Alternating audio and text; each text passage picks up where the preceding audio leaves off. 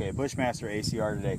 All right, AR-15 has become kind of generic these days. Everybody's got one. I mean, they're so easy to build and everything, but it's going to be kind of to the point of what we're after today. So, with your AR-15, your regular one, without it being all fancied up, these are going to be direct gas, and then you're going to have a gas impingement rifle. Okay, so we're going to go over the differences, the advantages, disadvantages of both of the rifles. Both of them are good shooters. I've shot them both, but as we go over the course of the video, you'll be able to see how both of them shoot differently and how they work. We'll even go over the function too of the gas systems on there. We're going to start off with the AR-15, okay? So my buddy built this one up, okay, but it's pretty common to any other AR-15, okay? These are basically adult Lego toys, okay? You can just build these things out of spare parts all you want. You decide to make it out of better parts, but we'll detail that later. So, break it down. All you gotta do is remove that pin right there. Break it down shotgun style. Pull the charging handle, your bolt carrier group, your charging handle, and that's it. She's inert, okay? You got your trigger group and your hammer right here. Okay, then obviously your upper receiver with your barrel and your action in there. Now if you could dig in there, and you can see there's the gas port right there, or the gas tube I should say. Okay, the port is actually right about in there. That comes up out of the barrel and sends the gas straight through the tube. Can you see the tube in there? The silver tube. And it just sends the gas straight through the tube right there. And it marries up right there on the bolt carrier group. So watch how this goes in. And it'll marry up right on there. So when you fire it, all right, your bullet's going to go out, and then your excess gas is going to go up into the tube, fire back, and it'll launch that carrier group back. Okay, it'll hit against that spring, the recoil operated. All right, and then it'll load your next round. So that's basically how the system works. It's ridiculously simple. Problem with that is though, as you can see already with my hands, fouling will get in there, okay, and if you don't clean it, eventually that'll run your gun to a stop. Okay, it takes a lot to do that, okay, but it can happen if you're just careless with your rifle. Now, problem with that also is if you're in rough conditions, if you're say Afghanistan or something like that, and you got desert and you got all the loose moon dust and all that stuff, if that happens to get in your gas system, you're pretty much done. Okay, that'll clog up the works and it won't move anymore. And just like any other action, if you get the dust in there in your bolt carrier group and it just grinds it to a halt, well, that's not going to move either. Well, if I can get it in there, that'd be nice. Okay, so that's why I got these ejector ports to kind of cover it, but if you're firing it, obviously it's not going to protect it forever. You can get gas and muck and all, or dirt and muck and all that stuff in there, and it can clog up the works pretty easy in there. That's pretty much the biggest failing to these rifles is, I mean, the gas system is nice, but because everything's so tight in there and because it runs purely off of gas, that's the biggest failing on it, because if you don't maintain it, if you don't keep it clean, it'll fail on you, and then you're screwed. Alright, so we'll do some shooting with the AR-15 here. One thing that you're going to notice right at the rip, this is considerably lighter than the ACR.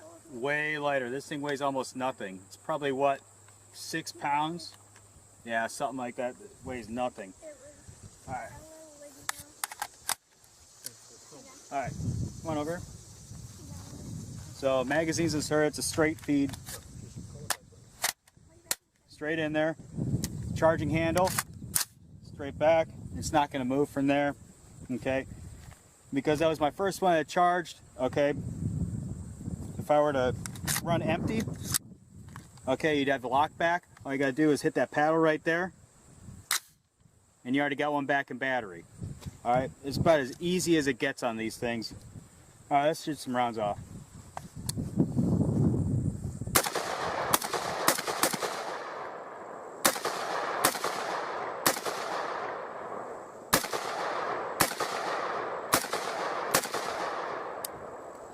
No recoil whatsoever. You can shoot this thing literally all day and not even think twice about it. no problems with this. But you can already tell that it's starting to foul up a little. We've been shooting probably a couple hundred rounds out of this thing already. Starting to foul out a little bit.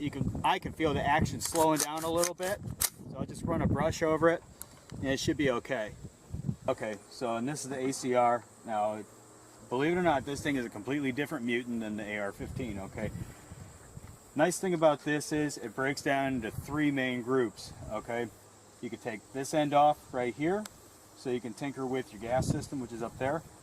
You can rack it out, which I'll show you in a second, so you can take your entire bulk carrier group out.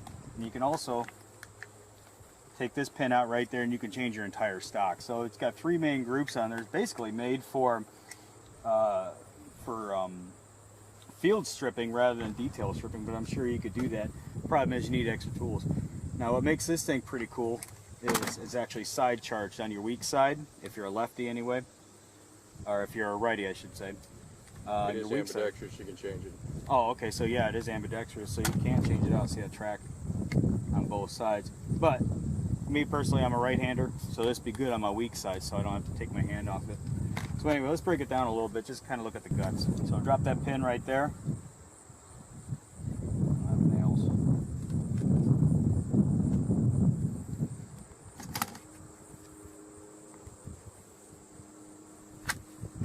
Ammo to the rescue.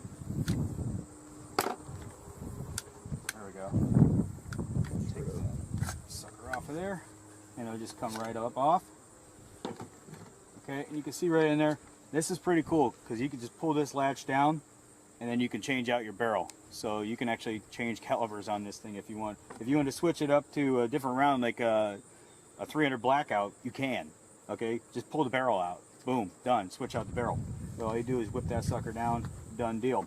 But look in here and you can see where the gas block is. It shoots up and it goes into the piston right there. There's the spring that drives the piston back.